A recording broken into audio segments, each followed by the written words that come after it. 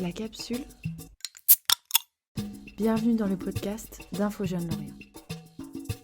Bonjour à tous, moi c'est Alexandre, j'ai 27 ans, je suis ingénieur par intérim à Naval Group et aujourd'hui je vais vous parler de mon tour du monde que j'ai effectué de 2019 à 2020. C'était quelque chose dont j'avais besoin, c'était un pèlerinage, une recherche de soi, une envie de passer à l'âge adulte, appelez ça comme vous voulez.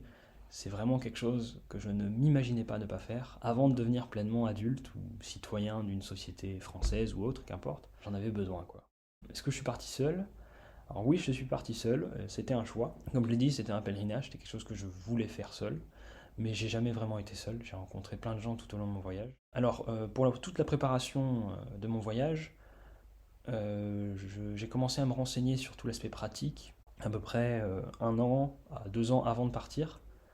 À ce moment-là, j'étais en Alsace. Je me suis beaucoup renseigné avec YouTube, avec des livres ou encore un site internet en particulier. Entre autres, pour les vidéos, je vous conseille Alex Viseo, même si ce qu'il fait est très commercial. Il donne des conseils pratiques comme comment préparer son sac ou ce genre de choses. Je pense à Enzo Sultan de Mafia Trip, qui lui voyageait vraiment comme moi j'avais envie de voyager. C'est-à-dire qu'avec un sac sur le dos et puis on y va quoi. On va voir les paysages, on va voir dans les arrière-pays des différents pays justement. On va se perdre et on va découvrir des trucs quoi. Ou encore Allons voir le monde, qui eux aussi ont un aspect très, je sais pas comment dire, très, c'est beaucoup moins commercial en fait. C'est beaucoup plus proche de ce qui se passe vraiment, de la réalité. Ils vous racontent leur quotidien et moi ça m'a beaucoup plu.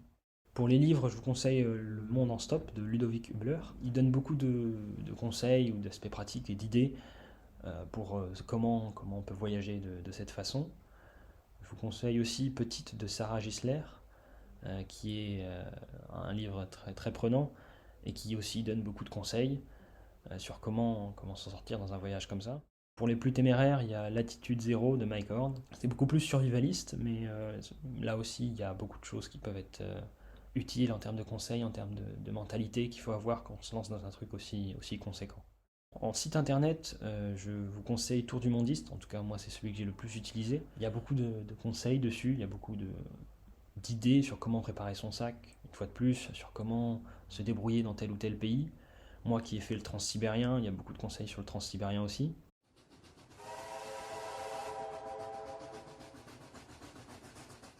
Ensuite, pour l'aspect argent, moi je me suis autofinancé. Comme je suis ingénieur, j'ai pu mettre de l'argent de côté. Et donc tout ce que j'ai fait, c'était dans l'idée d'être vraiment libre de la France, libéré de tout l'attachement que je pouvais avoir à la France. Et donc il y avait l'aspect finance où je voulais absolument pas être sponsorisé, je voulais pas être encore attaché à quelque chose. Et donc j'ai démissionné avant de partir et je suis parti les mains dans les poches, enfin les mains dans les poches peut-être pas, mais je suis parti vraiment sans aucune attache en France, quoi, si ce n'est la famille et les amis bien évidemment. Et donc pour l'aspect finance, je vais y revenir. Tour du Mondiste donne 10 000 euros par an par personne. C'est un chiffre qu'il faut retenir et que je trouve correct. Ça dépend bien évidemment de comment vous allez voyager. Si vous voyagez plutôt dans les pays riches ou dans des pays pauvres, dans des pays en voie de développement, ça va bien évidemment varier. Moi qui ai voyagé 10 mois, j'ai dépensé environ 11 000 euros. Mais c'est parce que j'ai fait des pays riches comme la France, le Royaume-Uni ou le Japon, qui évidemment ont besoin d'une charge financière un peu plus conséquente comparativement à la Russie ou le Vietnam que j'ai pu faire aussi, quoi. Pour le voyage en lui-même, je suis parti du coup, que je dise pas de bêtises, en mai ou juin 2019, je me souviens jamais. Je suis parti 10 mois. J'ai commencé par la France, parce que je trouvais bizarre pour un Français de quitter la France sans vraiment l'avoir visité avant. Donc j'ai pu faire tout le sud de la France, voyager un peu, découvrir nos accents du sud de la France que j'aime beaucoup. Je suis retourné voir des collègues en Alsace, parce que c'était important aussi. Et quand je me sentais à peu près prêt sur comment voyager, je me suis lancé au Royaume-Uni, où là j'ai commencé un peu plus à me préparer sur les différences culturelles, sur comment se débrouiller dans un pays. Même si je parle bien anglais, il y avait l'aspect culturel. Même si on ne parle pas anglais, il y a tout l'aspect comment est-ce qu'on vit dans un pays qu'il fallait apprendre à s'y adapter. Et quand je me suis senti prêt pour pouvoir m'adapter à différentes cultures, je suis parti plein Est. Et là, j'ai traversé l'Allemagne, la Pologne, la Lituanie, Lettonie et l'Estonie. la Russie, et je suis allé jusqu'à Vladivostok, en Russie, donc qui est une ville, l'une des dernières grandes villes à l'est du pays. Pour ceux qui connaissent pas, hein, c'est vraiment à l'est. Et je suis pas peu fier de dire que j'ai pu faire Brest, donc ma ville natale, là d'où je suis parti, jusqu'à Vladivostok, en Russie, sans prendre l'avion. C'est quelque chose que je voulais faire et que je suis bien content d'avoir réussi à le faire. Ça m'a pris 2 à 3 mois, c'était extraordinaire, j'ai pu voir des choses magnifiques. Arrivé à Vladivostok, mon voyage s'est transformé un peu en une seconde partie où j'ai commencé à voyager plutôt en Asie. Sauf que là, en Asie, c'est un peu plus compliqué pour voyager par voie terrestre exclusivement. Donc là, j'ai dû prendre l'avion. Entre autres, après la Russie, j'ai fait la Corée du Sud, le Japon, Taïwan, le Vietnam, la Thaïlande. De nouveau en Thaïlande, j'ai pu visiter par voie terrestre. Cette fois-ci, j'ai pu prendre le train de nouveau. Et donc j'ai fait Thaïlande, comme je l'ai dit, la Malaisie et Singapour sans prendre l'avion. Et ensuite, je suis parti en Australie et j'ai terminé par l'Australie. Voilà pour tout mon parcours. Je suis revenu après l'Australie du coup que je dise pas de bêtises, mars je crois 2020, dans la première semaine du confinement en France. Donc j'ai fait mon confinement comme tout le monde. Je suis revenu à la vie sédentaire. J'ai de nouveau cherché un travail et j'ai trouvé mon poste donc sur Lorient. C'est la raison de ma présence aujourd'hui, la raison pour laquelle je partage mon expérience au BIJ de Lorient. Ça, c'était pour tout mon parcours. Des anecdotes et des galères, alors ça, j'en ai plusieurs évidemment. Les personnes les plus atypiques et les plus étranges que j'ai pu rencontrer étaient des Français, malheureusement. C'était des personnes qui n'étaient pas trop dans la mentalité de voyager, mais c'était quand même intéressant de les rencontrer parce que c'était des personnages hauts en couleur et c'est toujours marrant d'avoir ce genre d'anecdotes à raconter. J'ai rencontré aussi des gens qui étaient persuadés que la Terre était plate, un Australien entre autres. Et pour une galère, j'en pense à une en particulier. C'est quand j'étais à Vladivostok en Russie et que je voulais quitter la Russie pour aller en Corée du Sud. Je voulais prendre le ferry, mais malheureusement au moment de payer, je me suis retrouvé sans possibilité de payer puisqu'il y avait simplement plus de place pour le ferry. Et donc moi j'avais un visa qui se terminait le lendemain.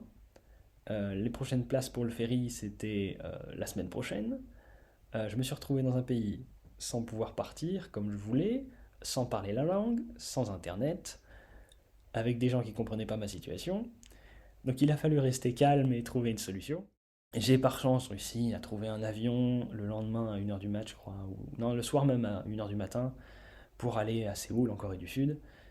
Même si ça aussi, ça a encore été tout un folklore, hein, puisque je suis arrivé à 3h du matin, il y avait une foule pas possible, j'ai passé 2 heures debout sans avoir dormi dans la file d'attente pour passer la douane de Corée du Sud, en voyant plein de personnes de type caucasien comme moi qui partaient loin dans la pièce au fond et qui revenaient jamais. Donc bon, ça a été une bonne période de stress, mais voilà, je m'en suis sorti, parce que je suis là aujourd'hui pour parler avec vous, hein, mais voilà, c'était une bonne galère et j'en garde de bons souvenirs. La plupart des gens que j'ai rencontrés étaient sur place, dans des auberges de jeunesse principalement. Donc en anglais on dit hostel. C'est là que j'ai rencontré la plupart des gens, même si j'ai rencontré un Américain en faisant une randonnée en Corée du Sud. Ce sont devenus des gens avec qui je sympathise encore aujourd'hui. Je prends de temps à autre des nouvelles. Ce sont des amitiés qui, pour moi, enfin je l'espère, vont durer. Entre autres, cet été, j'ai fait un road trip dans le sud de la France et une amie, donc attention, une Écossaise qui parle anglais et chinois que j'ai rencontrée en Malaisie et qui aujourd'hui travaille dans l'enclave espagnole au nord du Maroc.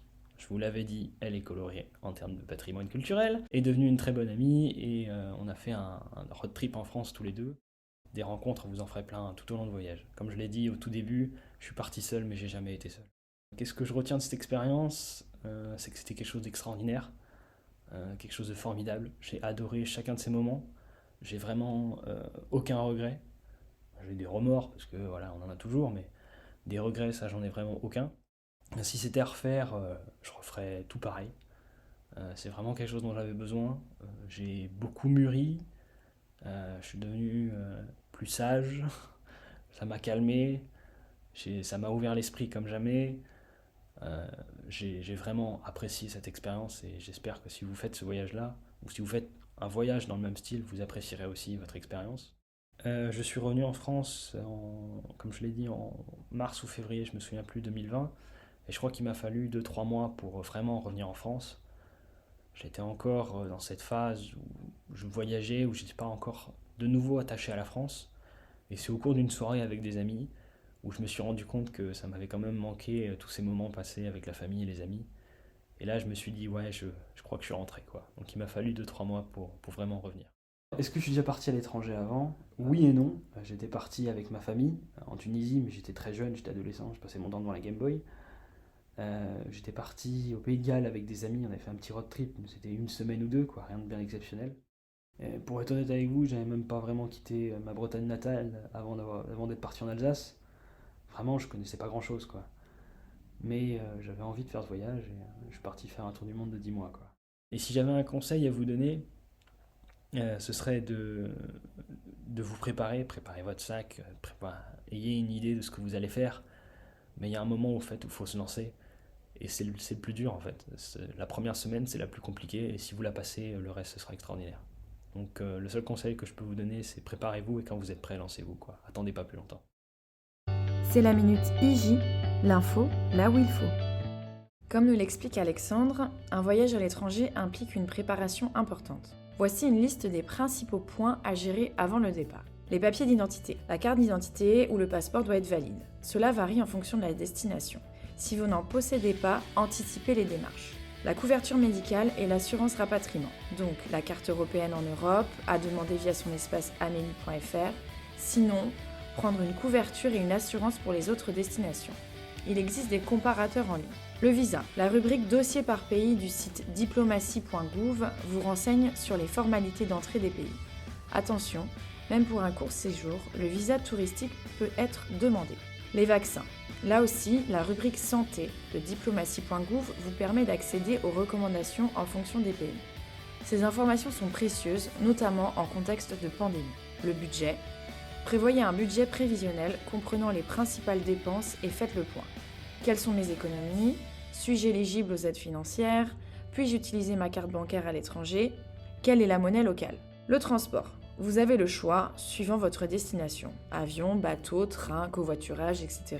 L'hébergement. Là aussi, en fonction de vos envies et de ce que vous recherchez, il y a les auberges de jeunesse, les locations, les chambres d'hôtes, les réseaux couchsurfing, Women Welcome Women, etc.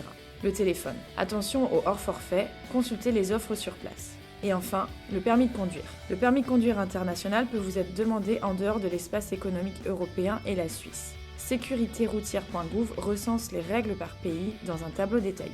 Merci de votre attention et à bientôt au prochain épisode.